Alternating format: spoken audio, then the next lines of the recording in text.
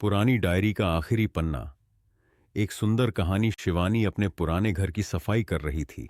कई साल हो गए थे उस घर में कदम रखे हुए। माँ बाप दोनों अब इस दुनिया में नहीं थे और घर कई यादों से भरा हुआ था।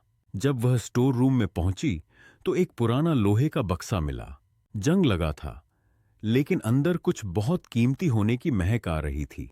बक्सा खोला तो उसमें कपड़ों के नीचे एक भूरी पुरानी डायरी मिली। उसकी मां की लिखावट। दिल धक से रह गया। शिवानी ने धीरे धीरे पहला पन्ना खोला। मेरी प्यारी बेटी शिवानी के लिए। उसकी आंखों में आंसू भर आए।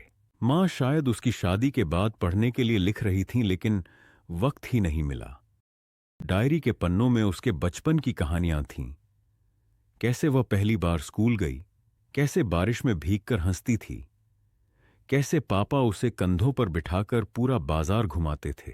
हर पन्ना एक खुशबू जैसा, जैसे मां पास बैठी हूं। पर आखिरी पन्ना पढ़ते ही शिवानी चुप हो गई। उसमें लिखा था, शिवानी, शायद जब तुम यह पन्ना पढ़ोगी मैं तुम्हारे पास न रहूं, पर याद रखना, जिंदगी में सबसे बड़ा सहारा किसी का हाथ नहीं, बल्कि अपनी हिम्मत होती है। गिरो तो उठना, और अगर कभी थक जाओ तो यह डायरी खोल लेना। मैं हर पन्ने में तुम्हारे साथ हूं। शिवानी की आंखों से आंसू गिरते रहे। वह डायरी को सीने से लगाकर बोली, मां, आप कभी गई ही नहीं, आप तो यहीं थीं। उसने डायरी बंद की, गहरी सांस ली और मुस्कुरा दी। मां के शब्दों ने उसे एक अजीब सी ताकत दी। वह घर से बाहर निकली।